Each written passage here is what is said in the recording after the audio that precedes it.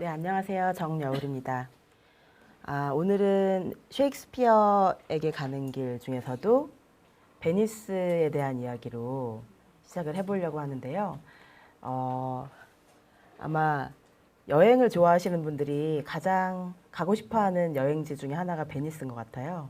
그래서 베니스는 참 낭만과 열정과 뭔가 자유가 숨쉬는 것 같은 그런 느낌을 주는데요.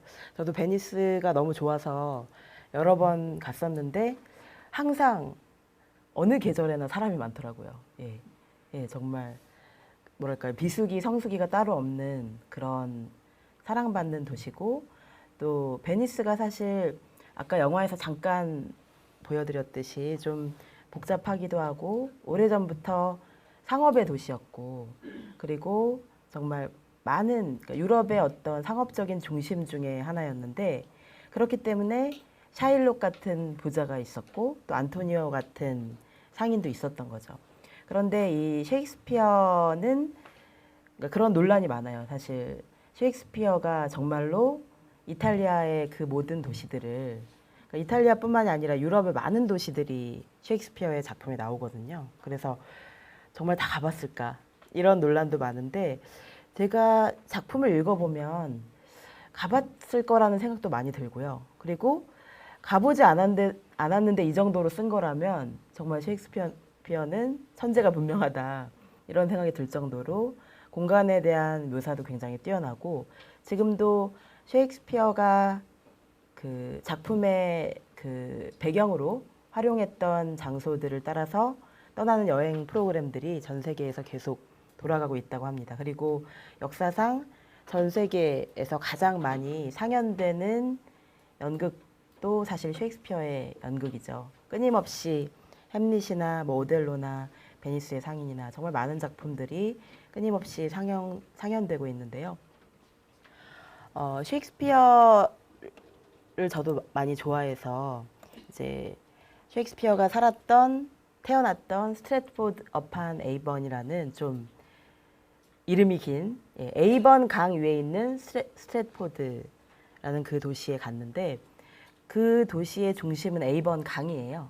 예, 근데 아름다운 강 위에 정말 그 평화로운 도시가 있는데, 지금은 어떻게 보면 셰익스피어 테마파크처럼 변해서 사람들이 진짜 사는 모습보다 셰익스피어를 위한 그 관광을 위해서 보여주고 싶은 모습들이 좀 이렇게 약간 인공적인 모습으로 많이 돼 있더라고요. 그래서 좀 아쉽긴 했지만 셰익스피어의 흔적을 찾아서 떠나기에 가장 좋은 도시 중에 하나가 그 스트래트포드 어판 에이번이라는 도시였고요. 나중에 쉬고 나서 2부에서 사진을 좀 보여드릴게요. 이 오다시마 유시라는 사람이 내게 셰익스피어가 찾아왔다라는 책에서 이런 말을 했거든요. 세상 사람 모두가 셰익스피어가 좋다라고 말한다면 이 세상에서 전쟁은 사라질 것입니다. 이런 말을 했어요. 예. 그래서 그 정도로 정말 좋을까라고 저도 약간 의심을 했었는데, 지금은 믿을 수 있을 것 같아요. 예. 왜냐하면 셰익스피어의 작품 중에 가장 유명한 로미오와 줄리엣을 보면 가장 증오하는 두 집안이 결국에는 서로 사랑하는 두 사람 때문에 마지막에 화해하게 되잖아요. 그러니까 도저히 같은 도시에서는 살 수 없었던 그 왼수 같은 그 두 집안이 서로 사랑하다가 마침내 죽음까지 불사했던 두 젊은이의 사랑 때문에 지금까지 온갖 그 갈등을 다 해결하고 무조건 화해를 하거든요. 그런 면이 아마 이 세상 사람 모두가 셰익스피어가 좋다라고 말한다면 이 세상에서 전쟁은 사라질 것입니다의 의미가 아닐까 싶어요. 뭐 로미오와 줄리엣뿐만이 아니라 많은 작품들이 갈등이 없는 작품은 하나도 없거든요. 모든 작품에 갈등이 있고 분노가 있고 또 투쟁이 있는데, 뭔가 평화롭고 지혜롭고 재기발랄한 그런 그 해결책을 찾아가요. 예. 그 중에서도 저는 베니스의 상인이 뭐랄까요, 지금 봐도 굉장히 진보적이고 혁명적인 그런 작품이라고 생각하는데, 그 갈등을 해결하는, 정말 도저히 해결할 수 없어 보이는 그 갈등을 해결하는 사람이 여자거든요. 예. 여자가 포샤라는 여성인데 그 여성은 이 셰익스피어가 지금 죽은 지가 400년이 됐는데 지금까지도 그렇게 뭐랄까요? 지혜로우면서 뭔가 유쾌하고 그리고 재기발랄한 그런 주인공들이 과연 그동안 몇 명이나 나왔나 싶을 정도로 지금 봐도 굉장히 뭐랄까요? 사랑스럽고 멋지고 그리고 남장을 하잖아요. 예, 남장을 하고 자기가 판사로 분장을 해서 모든 사람들을 다 속인다는 설정이 지금도 굉장히 흥미롭게 다가오는 작품이 바로 베니스의 상인이 아닐까 싶어요. 그러면 오늘 강의안을 좀 같이 보시면서 중간중간 그 같이 읽어보시면서 하면 더 좋을 것 같은데요. 위대한 비밀이라는 영화가 있어요. 이 영화에 보면은 이 셰익스피어가 정말 우리가 아는 그 셰익스피어인가 혹시 다른 사람이 아닐까 하는 의심을 하는 장면이 있어요. 우리가 아는 윌리엄 셰익스피어가 아닌 여왕의 숨겨진 연인 윌리엄 드 비어가 셰익스피어 작품의 진짜 숨은 작가라고 주장하는 영화 위대한 비밀에는 흥미로운 장면이 나와요. 익명의 작가에게 셰익스피어의 희곡을 선물받아 기뻐하는 여왕 앞에서 신하는 경멸의 눈초리로 이렇게 말하죠. 희곡은 악마가 만들어낸 더럽고 천박하고 야비한 우상 숭배이자 이단이다. 그 당시의 희곡을 사람들이, 그러니까 특히 귀족들이 어떻게 생각했는지 보여주는 장면이죠. 그런데 흥미롭게도 희곡을 이렇게 비판하는데 사실 남녀노소, 귀족들은 물론이고 천민들, 거지들까지, 깡패들까지 모두 좋아했던 것이 셰익스피어의 희곡이었어요. 그러니까 이게 역설적인 거죠. 이렇게 욕을 하고 막 야비한 우상 숭배이자 이단이라고 비난을 받았지만 사실은 많은 사람들이 그걸 알면서도 겉으로는 그렇게 말하면서도 몰래 가서 셰익스피어의 연극을 볼 정도로 그렇게 사랑받았던 작품이 바로 셰익스피어의 희곡이었는데요. 그런데 여왕 폐하가 그 말을 무시하면서 그 선물을 기꺼이 받겠다. 그러니까 희곡을 선물 받는 그 장면에서 셰익스피어의 희곡을 선물 받으면서 아무리 귀족들이 뭐라고 해도 여왕이 나 그거 받을 거야. 난 그게 너무 좋아. 라고 생각하는 장면이 나오죠. 청교도들이나 귀족들이 풍기문란의 주범이라고 경멸에 맞지 않던 희곡. 이 여왕에게까지 사랑을 받은 것이죠. 그런데 재미있는 것은 우리의 근대에서도 이런 장면이 있어요. 우리나라 근대에서도 물론 여왕은 없었지만 이렇게 그때는 연극장이라고 표현을 했었거든요. 연극을 하는 장소에서 사람들이 사실 청춘 남녀들의 연애의 장소이기도 했던 거예요. 그래서 희곡 또 뿐만이 아니라 여러 가지 뭐 공연들을 많이 했었는데 거기서 남녀들이 뭔가 지금의 미팅처럼 그렇게 서로 눈을 맞추는 그런 장소이기도 했고 그리고 별의별 사람들이 다 왔으니까 아무래도 지금 풍기문란이라고 할 수 있는 그런 일들이 일어났겠죠. 그런데 무엇보다도 예술과 오락과 또 사랑과 여러 가지 풍속이 어우러진 축제적인 장소, 카니발적인 장소였다는 것이 우리나라의 당시의 연극장과 그리고 또 지금 우리가 이야기하고 있는 그 셰익스피어 글로브라고 하죠. 셰익스피어 극장의 공통점이었던 것 같아요. 그러니까 셰익스피어 글로브는 지금은 런던에 있는데요. 한번 원래 셰익스피어 시대에 있었던 그 글로브 극장은 불에 탔고요. 불에 탄 것을 다시 거의 그대로 복원해서 지금 런던에서 지금도 연극을 상연하고 있거든요. 그래서 제가 거길 가서 그 셰익스피어의 클레오파트라 공연을 봤는데 그 공연장이 정말 재밌더라고요. 그러니까 완전히 그 야외예요. 그래서 비가 오면 비를 맞으면서 봐야 돼요. 눈이 오면 눈을 맞으면서 봐야 되고. 그래도 지금도 사람들이 많이 와요.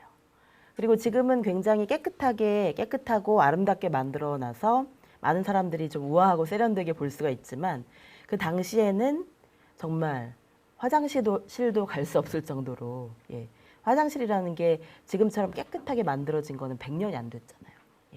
그런데 그냥 사람들이 비가 오나 눈이 오나 막 아무리 냄새가 나도 아무리 정신이 없어도 그냥 귀족과 천민이 다 어우러져서 그 연극을 봤던 거예요. 셰익스피어 연극을. 그러니까 셰익스피어는 단지 하나의 문학 작품이 아니라 어떤 시대의 아이콘이었던 거죠. 모든 계급들이 또 모든 사람들이 너무나 궁금해하고 여왕도 보다가 이제 여왕이 엄청난 그 꽉 끼는 옷을 입고 그 연극을 보다가 이 그 위대한 비밀이라는 영화에서 저는 이 영화의 주장에는 동의하지 않는데 저는 그냥 윌리엄 셰익스피어가 그 셰익스피어가 맞을 거라고 생각을 하거든요. 근데 이 위대한 비밀에서는 그럴듯한 장면이 꽤 나와요. 그 중에 하나가 여왕이 이제 연극을 보다가 셰익스피어 연극을 보다가 막 너무 재미있기도 하고 막 땀이 나기도 하고 막 열정을 느끼는 거예요. 예, 그래서 너무 몰입한 거죠. 너무 몰입하다 보니까 막 숨쉬기가 불편한 거예요. 그래서 단추를 하나씩 이렇게 풀어요. 예, 그러면서 너무 힘드니까 그 꼭 끼는 그 코르셋 같은 그런 옷들이 너무 힘드니까 에라 모르겠다 하고 풀어버리는 그런 장면이 나오는데 그 정도로 모든 체면과 예의와 이런 것까지 잊어버리게 만드는 것이 바로 셰익스피어의 연극이 아니었을까 싶습니다. 한쪽에서는 남녀노소는 물론 계급과 신분을 뛰어넘어서 모든 계층의 사람들이 모이는 당시의 극장은 폭발 직전의 화약고처럼 두려워하는 사람들도 있었죠. 왜냐하면 이렇게 많은 사람들이 모여서 무슨 일이 일어날지 모르니까, 뭔가 폭동이 일어날지도 모르니까, 그리고 지배계급에 대한 어떤 분노나 어떤 불평등에 대한 항거나 이런 것이 일어날 수도 있잖아요. 그러니까 두려워했던 거죠. 한쪽에서는 그 난장판 같은 극장을 목숨처럼 사랑했던 사람들이 있었죠. 저는 역사는 후자의 편이었다고 생각해요. 그러니까 부서진 불탄 극장을 또 다시 세워서 지금까지도 전 세계의 사람들이 그 연극을 보러 오겠죠. 예. 영화 속에서 여왕은 연극에 흠뻑 빠져서 그 답답한 코르셋의 단추를 하나씩 풀어 몰래 휙 던지기도 하고 또 셰익스피어가 공연이 끝난 뒤 마치 오늘날의 슈퍼스타처럼 관객들의 손에 몸을 맡기고 마치 무슨 락 공연을 한 뒤처럼 막 행갈에 처지기도 해요. 제대로 된 조명, 당연히 조명이 없었죠. 예.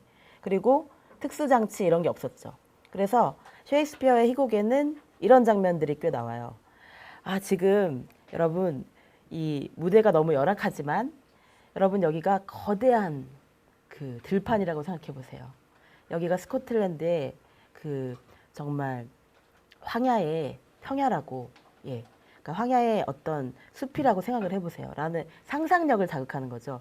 그렇게 무대 장치를 만들 수가 없으니까 무대가 크지도 않아요. 무대가 크지도 않고 그렇게 막 돈을 많이 들여서 무대를 꾸밀 만한 그런 예산은 또 안 됐던 거예요. 그럴 만한 기술도 부족했고, 그러니까 모든 걸 다 글로 해결하는 거예요. 글로 해결해서 방백처럼 그렇게 이걸 상상해 보세요. 저희가 세트를 만들어 드릴 수는 없는데, 예, 지금 말이 막 달리고 있어요. 지금 막 병사들이 오고 있어요. 이런 식으로 모든 걸 다 관객의 상상 속에서 해결하려고 하는 그런 장면들이 있는데 지금 보면 너무나 열악한데 근데 당시 사람들의 입장에서 보면 정말 상상력을 자극하는 장면이었던 거예요. 그러니까 셰익스피어는 펜 하나로 사람들을 막 쥐락펴락했던 거죠. 사람들을 막 맥베스 같은 작품에서는 스코틀랜드의 평원에 막 있게 만들고 한 번도 스코틀랜드는커녕 바다 밖으로 나가본 적이 없는 사람들이 대부분인데 그런 사람들을 막 상상하게 만드는 거죠. 그리고 이탈리아의 어느 아름다운 도시 베니스를 상상하게 만들고 그리고 햄릿은 어느 나라 왕자죠? 덴마크. 예, 덴마크잖아요. 덴마크를 그 당시에 누가 그렇게 가봤겠어요. 예. 그러니까 덴마크의 왕실의 이야기를 그렇게 상상하게 만드는 그럴 수 있는 작가. 예. 사람들에게 몸은 비록 영국에 있지만 이 세상 모든 곳을 가볼 수 있게 어떤 상상력을 자극하는 그런 작가가 또 셰익스피어가 아닐까 싶어요. 그래서 한낮에 지붕이 뻥 뚫린 이 낡은 극장에서 공연을 하다가 비가 오면 비를 맞고 눈이 와도 눈을 맞으면서 연극에 흠뻑 빠진 옛사람들의 흔적이 지금도 런던에 남아있어요. 그래서 제가 갔던 날은 햇빛이 쨍쨍하던 날이었는데 그런데 이제 여기가 그래도 야외다 보니까 햇빛이 쨍쨍하니까 너무 눈이 아픈 거예요. 그래서 아, 이 햇빛을 어떻게 견디면서 볼까 걱정을 했는데 그 공연장에 있던 스태프들이 모자를 나눠주더라고요. 예, 종이로 만든 모자. 그래서 셰익스피어 극장의 로고가 찍혀 있는 종이로 만든 모자를 나눠주더라고요. 그런 식의 관객에 대한 배려가 있어서 참 좋았고, 그리고 뭐 지금도 사실 최대한 그 당시와 비슷하게 한다는 그것이 어떤 그 공연장의 컨셉이기 때문에 뭐 마이크를 크게 사용한다던가 이런 게 없고 거의 육성에 가깝게 하는 것 같더라고요. 예. 그리고 촬영은 안타깝게도 금지돼 있어요. 예. 그래서 제가 촬영을 많이 못했는데 그래서 그런 모습들이 뭔가 문화를 지키려는 사람들이 그 문화를 더 아름답고 소중한 것으로 만든다는 느낌이 들었거든요. 만약에 그 불탄 극장을 아무도 복원하려고 하지 않았다면 그 불탄 극장을 복원하는 것은 국민의 세금으로 만들어졌을 거 아니에요. 그런 것들을 국민들이 동의를 했기 때문에 그런 것들이 지금까지 계속 이어져 내려오는 거겠죠. 그래서 얼마나 그 문학을 사랑하고 연극을 사랑하는지를 또 알 수 있었던 그런 모습이었어요. 그래서 셰익스피어의 희곡이 전 세계에서 가장 많이 상영되는 런던뿐만이 아니라 또 스트래트포드 어판 에이번은 도시 전체가 셰익스피어 테마파크처럼 가꿔져 있고요. 또 로미오와 줄리엣의 배경이 된 베로나, 또 베니스의 상인과 오델로에 등장하는 베니스 또한 셰익스피어로 가는 길이 될 수 있겠죠. 그래서 가장 많은 배경이 된 곳은 주로 이제 이탈리아의 도시들이 많은데요. 그런데 하나하나가 다 셰익스피어에게는 굉장히 소중하고 중요한 도시였던 것 같아요. 또 클레오파트라와 안토니우스라는 그 공연을 보면서 과연 지금까지도 셰익스피어의 연극이 전 세계에서 사랑받는 이유가 무엇일까를 생각해 봤는데요. 이 청교도들을 비롯한 이 엄숙주의자들에게 그렇게 비난을 받았던 희곡이 과연 어떤 면에서 그토록 미움을 샀던 것일까? 왜 그들은 연극을 몰래 보면서도 그렇게 싫어했을까? 그런 것을 한번 생각해 봤어요. 당시 연극 비판의 핵심은 이런 거였거든요. 연극장은 도시화에 따라 늘어나는 실업자들의 집합소이며 할 일 없는 사람들이 간다는 거였죠. 그런데 그렇진 않았어요. 실업자들도 갔지만 일이 많은 사람들도 갔어요. 모두가 갔으니까요. 수많은 사람들이. 또 주일날 교회로부터 사람들을 꿰어내는 악마의 예배당이다. 이게 컸겠죠. 예. 그러니까 셰익스피어의 작품은 어떻게 보면 그러니까 완전히 종교적이라고 할 수는 없었거든요. 예. 그런 작품 내용 자체도 그렇지만 연극장에 많이 가는 사람들이 그 엄숙한 예배나 그 얌전한 교회의 분위기에 그렇게 좋아하지 않았겠죠. 셰익스피어의 희곡은 항상 떠들썩하고 대사도 엄청 많고 정말 정신없는 그런 내용들이 많잖아요. 또 이성 간 또는 동성 간의 문란한 만남을 조장하는 장소라는 것이었다. 그러니까 이 비슷한 이유로 우리 조선 개화기의 극장도 연극장도 그렇게 비난을 받았거든요. 그리고 막 고성방가하고 술 많이 마시고 이런 것들도 다 비슷한 문제점이었죠. 그런데 어떻게 보면 그게 인간의 모습이잖아요. 인간의 욕망이라는 것이 그 연극장의 왜 희로애락 애오욕이라고 하죠. 그 7가지 감정, 희로, 애락, 애오욕 이 모든 것들이 다 어우러지는 곳이 바로 그 연극장이었고 셰익스피어는 그걸 이해한 사람이었죠. 그러니까 셰익스피어가 우리가 아는 그 셰익스피어가 아니라 정말 똑똑한 귀족의 한 사람이었을 거라고 생각하는 이 위대한 비밀이라는 작품은 저는 굉장히 엘리트주의적이라고 생각했어요. 왜냐하면 셰익스피어의 가족들이 셰익스피어 작품을 읽을 수 없었다는 거예요.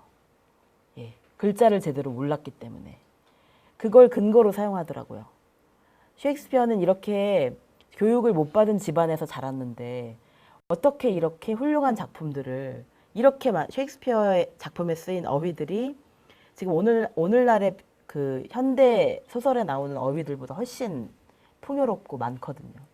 어떻게 이렇게 풍요로운 단어들을 이렇게 똑똑하게 구사할 수 있느냐. 이건 말이 안 된다는 식의 생각을 하는 분들이 있더라고요. 위대한 비밀에도 그런 인터뷰가 나와요. 그런데 그건 정말 말이 안 되죠. 예. 그 집안에서 태어났다고 그 집안 사람들하고 똑같을 라는 법은 없잖아요. 그리고 셰익스피어 연극의 또 희곡의 매력 중에 하나는 하층민들의 대사예요. 예. 하층민들의 대사는 그건 정말 하층민들과 많이 교류를 하고 뭔가 그 밑바닥 인생들과 또는 불황자들과 술 주정뱅이들과 심지어 도둑까지 그런 사람들과 많이 이야기를 나눠보지 않으면 도저히 알 수 없는 그런 내용들이 많이 나오거든요. 그러니까 그런 거는 오히려 귀족들이 모르는 부분이죠. 예.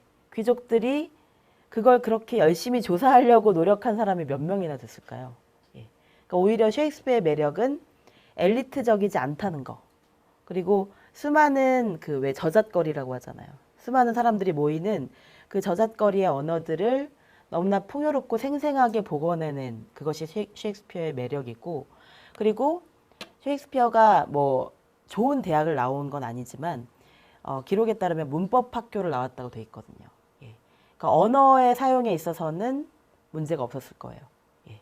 그리고 셰익스피어의 뭐 모든 그 생애가 제대로 밝혀진 게 하나도 없지만, 거의 없지만, 그 셰익스피어의 인생을 보면은 굉장히 이동을 많이 하고 뭔가 수많은 사람들을 만난 사람이 아니었을까, 이런 심증은 갈 수 있어요. 그러니까 많은 사람들을 만나고 그들에게서 듣고 보고 배운 것들을 작품 속에 녹여낸 것이 아닐까. 그러니까 막 책상 앞에 앉아서 공부해서 쓰는 소설가가 아니고 정말 온 세상을 막 돌아다니면서 수많은 사람들의 이야기를 들으면서 그들로부터 살아있는 어떤 영감을 받았던 그런 작가가 아닐까, 그런 생각이 저는 들었고요. 그래서 바로 이런 점이 거꾸로 저는 셰익스피어의 매력이라고 생각하는 거예요.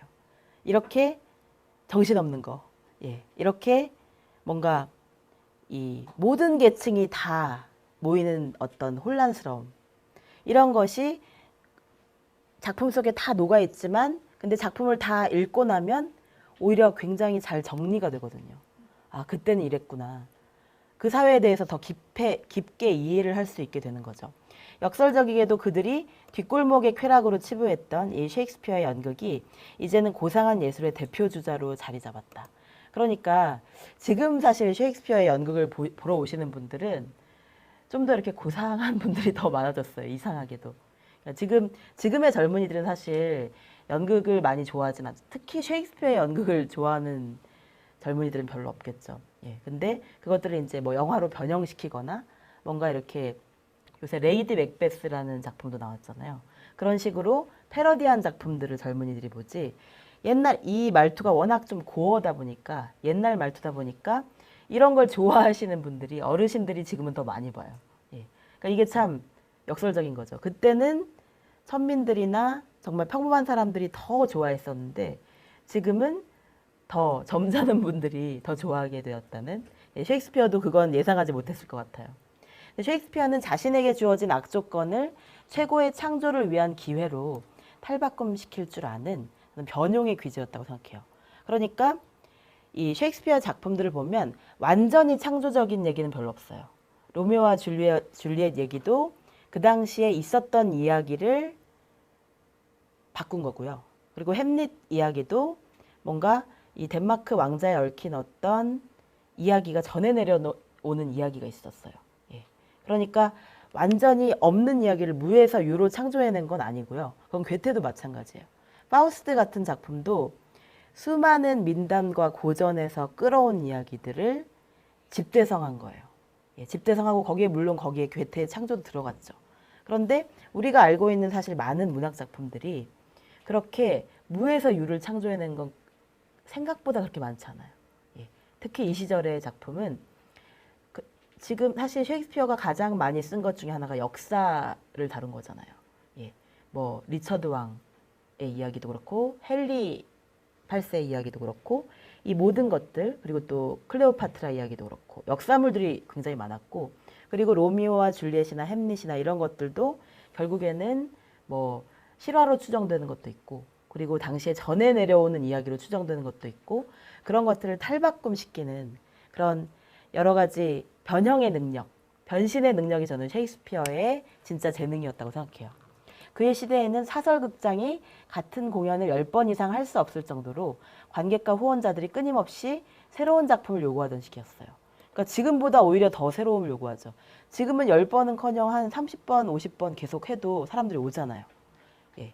그런데 한 번 공연한 거 10번까지만 허용한다. 이렇게 돼 있을 정도로 사람들이 끊임없이 새로운 작품을 만들어 달라고 했던 거죠. 그러니까 셰익스피어가 이게 과연 한 사람이 다 쓴 거 맞나 싶을 정도로 정말 다양한 이야기들을 끊임없이 창조해낼 수 있는 원동력도 이런 시대적 분위기에 있었던 것 같아요.